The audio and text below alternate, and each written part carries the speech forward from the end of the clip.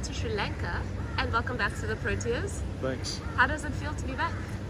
Super exciting. It's been a long time for me being away from it. Well, it feels like years and years, but it's only been a few months. But yeah, very, very fortunate and happy to be back.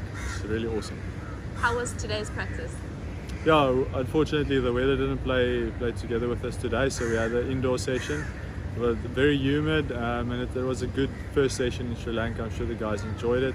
Obviously it's a bit tough with having smaller groups with the quarantine and COVID, but yeah, we're dealing with that as best as we can, and hopefully we can get back to team training as soon as possible.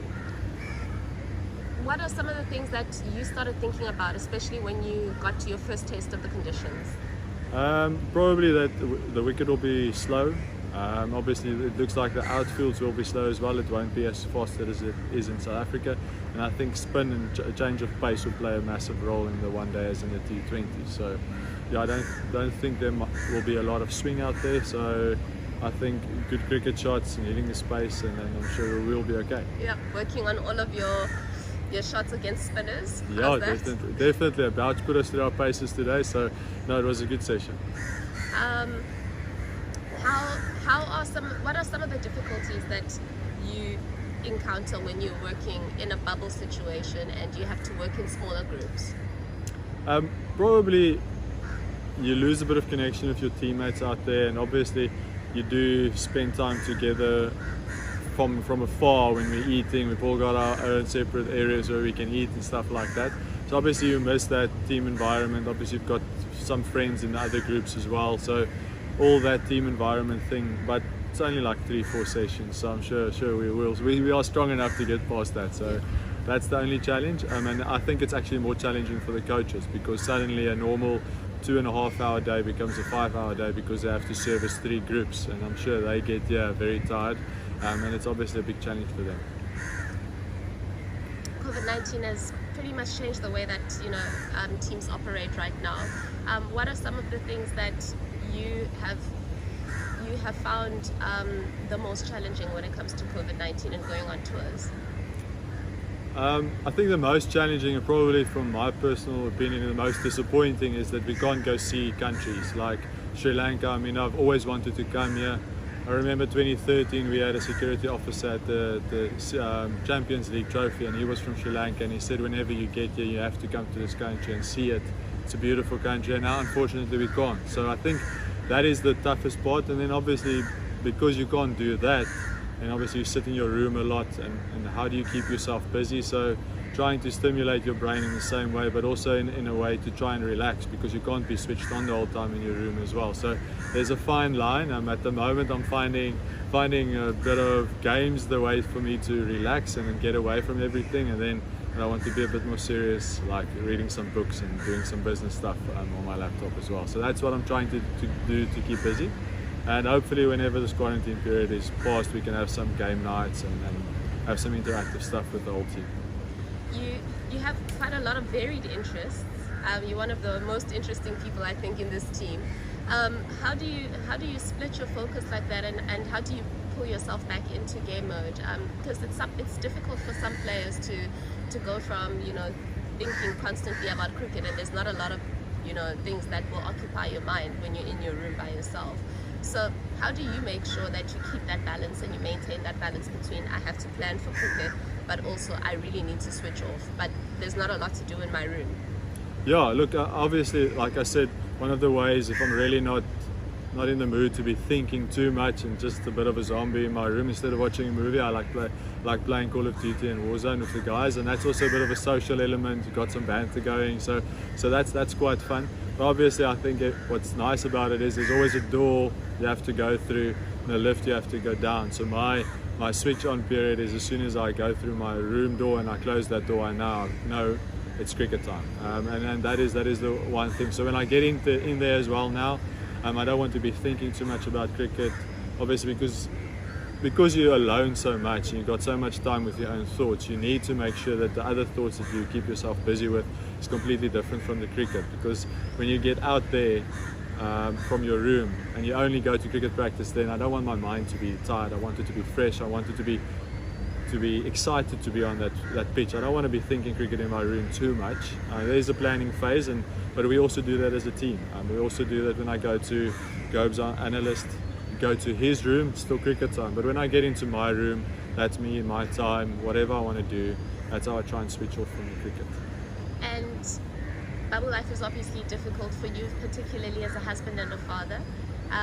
What do you do to catch up with your family, and how has bubble life changed the way that you guys go about tours and balancing family life? I think what's made it a bit more difficult is that we can't have them necessarily with us, like as often as other previous generations could have had their families with them. So that's a bit of a challenge, and most of the times you go into a bubble probably a week or two earlier than you would have gone onto a tour. So obviously that's an extra few days away from the family, but fortunately for myself, my boyki is a legend, so I really enjoy him. We use Google's Duo, like it's a video call thing, but in the video you can have effects. So there's like funny faces. So for instance, there's a little man in a spaceship floating in space, and then I am basically him, and he's that guy, and there's a few guys swimming and running, and so yeah, we have some fun. We call it Papa kom ons doen die funny faces, and dan doen ons die funny faces, and that is how we keep each other busy.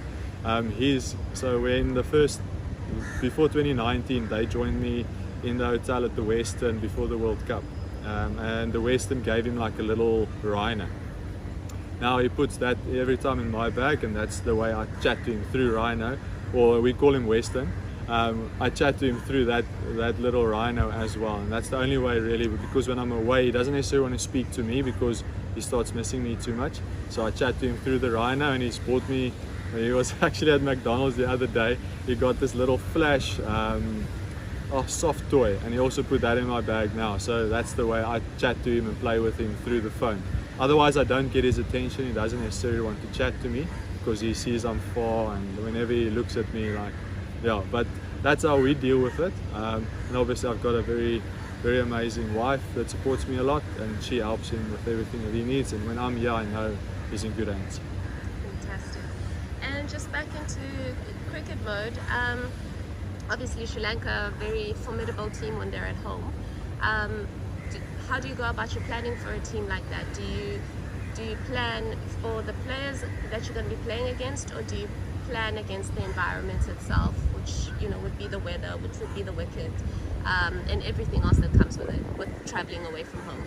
Yeah, so from my personal point, I don't worry about the weather too much. That's unfortunately something we can't control. Even today, outfield's quite wet. We couldn't have a proper net session. We had to go indoors. So don't try and let that bother me too much, but obviously prepare for the conditions. We were very fortunate preparing at Poch, which is my new home ground, and obviously that was a lot like Sri Lanka. Well, we think it would be that way, quite slow, turning wickets, so we try to prepare as best as we can for that. And then obviously players, they're also quite inexperienced team at the moment, a few new players in there, so you definitely have to do your video analysis and make sure that you know and understand what their options will be in different conditions. And obviously their outfields here are normally quite big, so it might not be a Wanderers or a Super Sport Park that's a bit smaller and the ball comes on, so your areas that you might be looking to score might differ. You might, instead of trying to go for 6, you might hit it on the ground hard, hit space, and then only really at the back end try and capitalize. So yeah, it's a bit of a change in terms of game plans, and obviously probably 200 here obviously wins you the match, but that doesn't get scored that much. So probably 150, 160 scores is what we're going to target when we get here, depending on the conditions again, but yeah, that's what we planned for. And finally, you mentioned that the outfields are obviously quite large, and there's going to be a lot of running that's going to be involved in these games. You're one of the fittest people I've ever met. How big an impact is the fitness of a player going to be, particularly when a lot of people have struggled quite a bit, especially when they got here, with the humidity and all of that. How important is fitness? Yeah, I think the fitness part is super important, but the whole squad is super fit. I mean, we've all passed our fitness tests, and I mean, Tumi has put us through our paces, and coach has set some stringent protocols that we need to follow, and certain times we need to beat. So here as a squad, I think we're very fit, and I think we've got that covered. Coming from South Africa to here, and especially we're going to play at sea level, so that obviously helps us a bit more. We're used to a bit higher.